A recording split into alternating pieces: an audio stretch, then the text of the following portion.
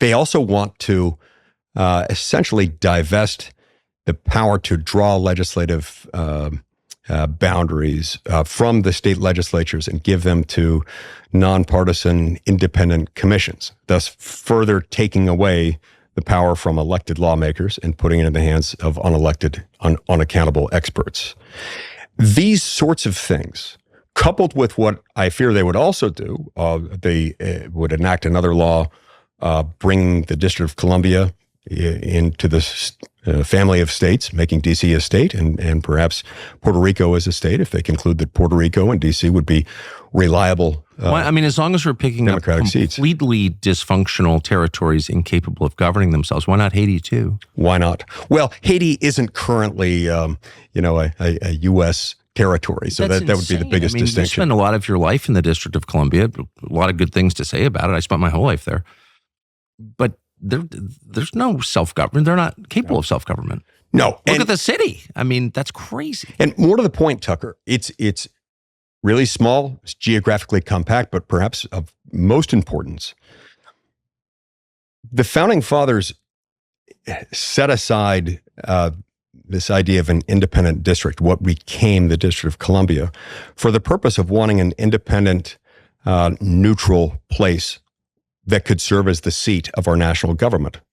And so they had land donated roughly half and half from Maryland and Virginia. I think the Maryland side was a little bigger. Decades later, maybe a century or so later, sometime in the late 1800s, I believe, they decided that the Virginia portion of it wasn't necessary for the seat of national government. So that was given back to the state of Virginia. That's now Arlington. Right. And then what remains of it was the Maryland contribution. So the remedy here, if they want to be a state, if they want to have representation, voting representation in the House and 2 senators in the Senate, the way to do that is to give the Maryland portion of D.C., or at least that portion of it that's not deemed necessary to the independent functioning of the national seat of government, back to Maryland. This was part of a state from the beginning, and it should not be its own independent state. Well, it's just a pure power grab. It's a power grab because they want to pick up 4 of what they would regard as consistently, reliably Democratic senators. So if they adopt those reforms and then these voting rights reforms, we could see the Democrats finally achieving their goal. I've never heard them articulate it like this, but I think they look at other countries and they crave what other countries have been able to do. Take, for example, our southern neighbor, Mexico. For close to a century, Mexico was governed, lock, stock, and barrel, by one political party, El Partido Revolucionario Institucional. Exactly. PRI. It's interesting when you think about it, by the way. How can a party be at once revolutionary and institutional? But, progressives, that's what they do. I've noticed that. That party governed Mexico with an iron fist for the better part of a century. And I suspect that something like that is what they would like to do. And something like that is what they would be able to achieve if they swept the House and the Senate and the White House this year. I think they've got ambitions to go in that direction. That's why they've put together this. There's no question. They're agenda. Totalitarian. Steve Bannon is in jail right now. A bunch of people I know have gone to prison, while fentanyl dealers remain and tens of millions of illegals are. Obviously, that's their goal is totalitarian rule. But I wonder if it's possible this cycle. What do you think? Could Kamala Harris win? She could win. There's no question about it. And Republicans would make a huge mistake by discounting her. If by discounting her, they're assuming we don't have to work that hard to defeat her. A few things we know about Kamala Harris. Well, she's technically the head of the body you serve in. Yes, she's the president of the Senate. Kamala Harris, despite her gaffes that we've seen, when she's operating on script and when she's got good staff preparing her material and she sticks to that material, she's actually pretty good. Now, I disagree with almost everything she says. Of course. But when she stays on script, she can be a compelling speaker, far more compelling than President Biden. Biden of yesteryear did a better job than he's done in the last few years, but she's a much more compelling speaker. than others, and I think she's going to be very carefully scripted over the next few months. So yeah, I think we should be very worried about it. We've already seen the media-sponsored apotheosis of Kamala Harris. I always think about this, the great mural. I guess it's a fresco, technically, at the top of the Capitol Rotunda, the inside of the dome.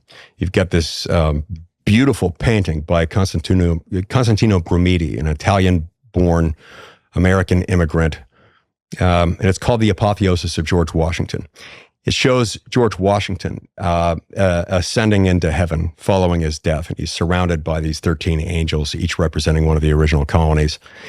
And he's surrounded, and then there are two other angels right next to him, one of which represents liberty and the other one represents the majesty of government or something like that. And he's being glorified and almost deified. There is a very familiar ring, connection between that painting and what the media is trying to portray of Kamala Harris. In the last few days, you've seen the complete erasure of any reference to Kamala Harris being the border czar, which didn't go well. There's been an effort, a sustained and fairly successful effort by the media to erase the fact that she was widely regarded as one of the most, if not the very most, progressive liberal member of the United States Senate. There's been this rebirth of Kamala Harris as this great warrior who is ready, willing, and able at a moment's notice to take the reins as America's chief executive. And they're scrubbing things she has said in the past, crazy statements she's made, from defunding the police to aggressive, radical climate change policies, Green New Deal stuff. And that's just the tip of the iceberg. They're papering over all of that. So yes, Kamala Harris is a threat because she's got this media industrial complex that's completely behind her. How much, since she is the president of the Senate and you've been a senator for 13 and a half years, how much contact, well, of course you served in the Senate with her. Yes. What's she like? She's a lot like how she seems on TV. She's got a funny, playful side to her. When she is on script, she can be very emotionally compelling in her speech, but she is very, very liberal. And especially when she went off script in the Senate Judiciary Committee, you could tell that. You could tell, and oftentimes. So you served on the committee with her? Oh yeah. Served on the committee with her. We worked together in the Senate for 4 years. So she was elected in 2016, and she remained in the Senate until she became vice president. So, so what was she like in committee? She was feisty, definitely one of the most far left members of the committee. She did not hesitate to take what I thought were very aggressive attacks against Trump era. Remember the entire time that she and I were in the Senate at the same time, the entire time she was in the Senate corresponded precisely with Donald Trump's time as president. She was one who never hesitated to take really aggressive and sometimes cheap pot shots at President Trump's judicial nominees and to at times badly mischaracterize them, Donald Trump, his positions, and his personnel. Thanks for watching our YouTube channel. We hope you'll subscribe to it. And by the way, you can hit the little bell on there and get notifications every time we produce a video. We hope you'll do that also.